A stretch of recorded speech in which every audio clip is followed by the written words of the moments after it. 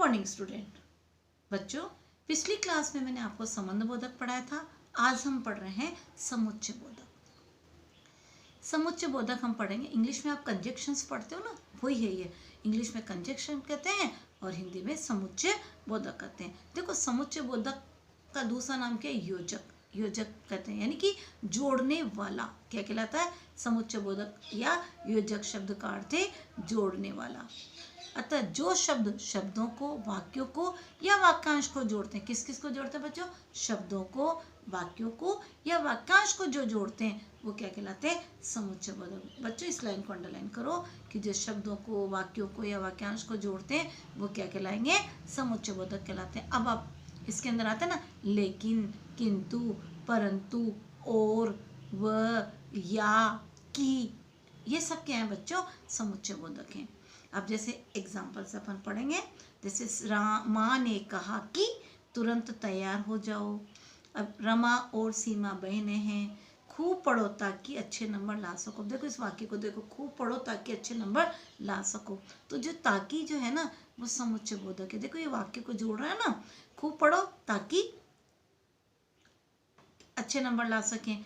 आप चाय लेंगे या कॉफी, ये भी वाक्य को जोड़ रहे हैं। तो या है इसके अंदर समुच्चय बोधक। ताकि, खूब पढ़ो ताकि अच्छे नंबर ला सको, अच्छे नागरिक बन सको या अच्छे नंबर ला सको, तो ताकि समुच्चय बोधक है। रमा और सीमा बहन है, तो और जो शब्द है वो क्या है बच्चों? समुच्चय बोधक। माँ ने कहा कि शब्द जो है इसमें क्या है? समुच्चय बोधक। तो देखो ऊपर दिए गए वाक्यों में दो शब्द, यानी देखो यहाँ पर कहा रमा और सीमा बहने। अब इसमें और आ गया ना, रमा और ने रमा और सीमा को जोड़ रहा है ना, और जो है रमा और सीमा जो वाक्य में जोड़ रहा है ना, और ये। अब इसके बाद में ताकि, ये सब क्या है? जोड़ने वाले शब्द है ना, वाक्यों को जोड़ रहे हैं। ये रमा और सीमा बहने। खूब पढ़ो ताकि अच्छे नागरिक बन सको, या खूब पढ़ो ताकि कक्षा में प्रथम स्थान प्राप्त कर सको। तो पूरे सेंटेंस को जोड़ने का काम किसने करा? ताकि ने, और ने। आप चाय लेंगे या कॉफी, तो या शब्द जोड़ा ना इसके अंदर, वाक्य को जोड़ रहा है ये।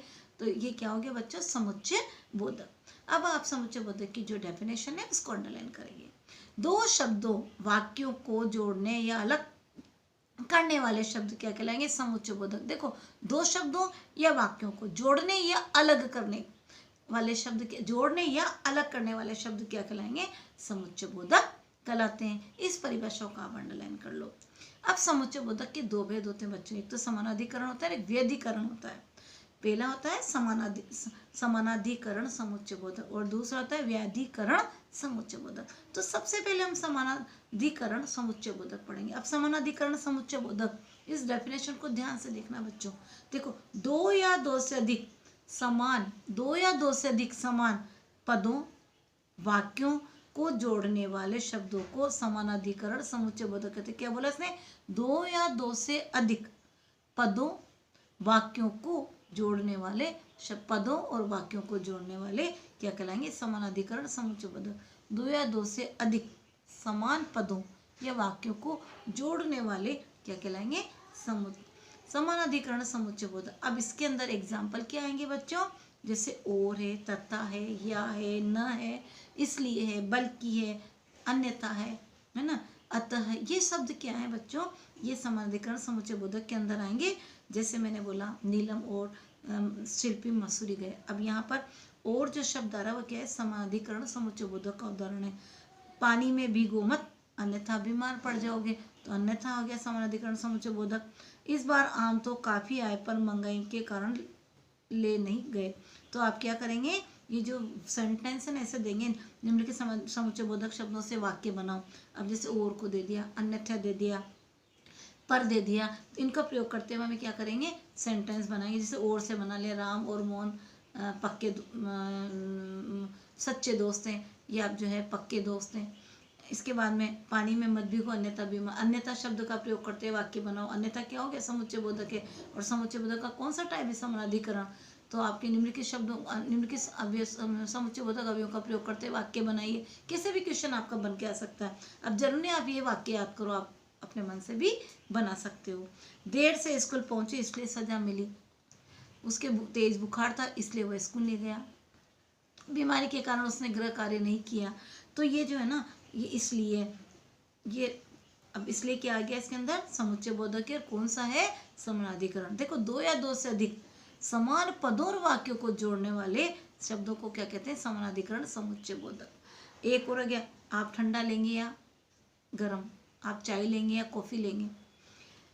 वह स्टेशन पहुंचा लेकिन ट्रेन जा चुकी थी। तो ये जो शब्द हैं कि सब क्या है? या, लेकिन, अतः, इसलिए, पर, अन्यथा, और, ये सब समानाधिकरण समुच्चय बोधक के एग्जाम्पल हैं। बच्चों इनको देख लेना, कोई से भी जैसे आ सकता है और आपको अच्छी तरह से वाक्य बनाना है। वाक्य मतलब जुड़े वाक्य उससे।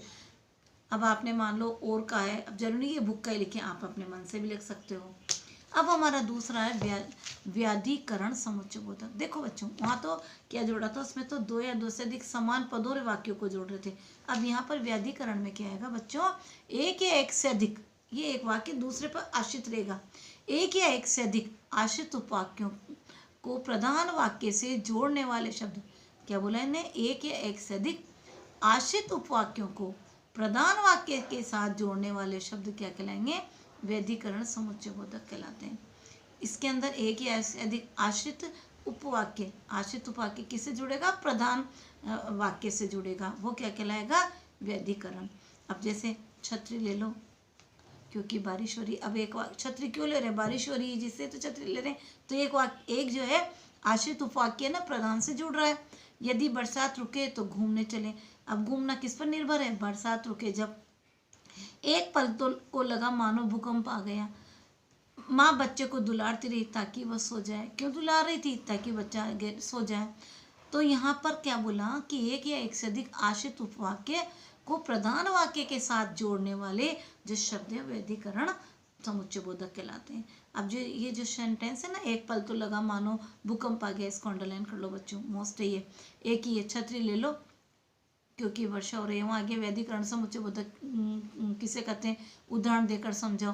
तो आप ये डेफिनेशन जो मैंने बताई ना, एक या एक से अधिक आश्रित उपवाक्यों को प्रधान वाक्य के साथ जोड़ने वाले शब्द व्याधिकरण समुच्चय बोधक कहलाते हैं। इसको लर्न कर लेना और कोई से भी वाक्य याद कर लेना। अब जैसे ये दे रखा है, उसका पैर फिसल गया क्योंकि वहाँ पानी था। पैर क्यों फिसला? क्योंकि पानी था। अखबार खरीद लो ताकि सफ़र अच्छा कटे। अब अखबार क्यों खरीद रहे हैं? क्योंकि सफ़र अच्छा कटे। तो यहाँ पर आश्रित वाक्य प्रधान उपवाक्य के साथ जोड़ रहे हैं ना।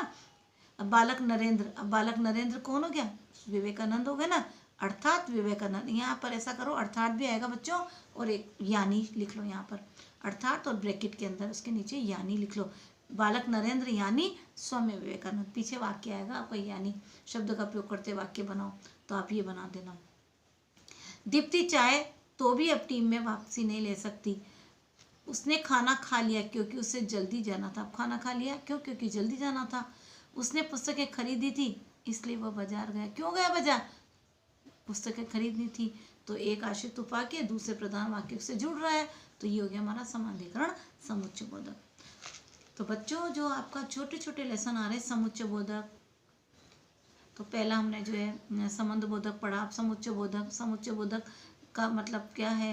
ये यूँ भी आ सकता है परीक्षा में, समुच्चय बोधक किसे कहते हैं या योजक किसे कहते हैं? तो दोनों एक ही हैं। परिभाषा आप ये करेंगे कि दो शब्दों वाक्यों को जोड़ने अलग करने वाले शब्द समुच्चय बोधक कहलाते हैं। समुच्चय बोधक कितने प्रकार के होते हैं? दो प्रकार के, समानाधिकरण और व्याधिकरण।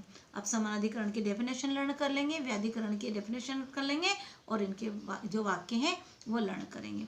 और एक्सरसाइज बहुत इजी है, एक्सरसाइज को मैं PDF से सेंड कर दूंगी। तो आज हमने पढ़ा 25 लेसन।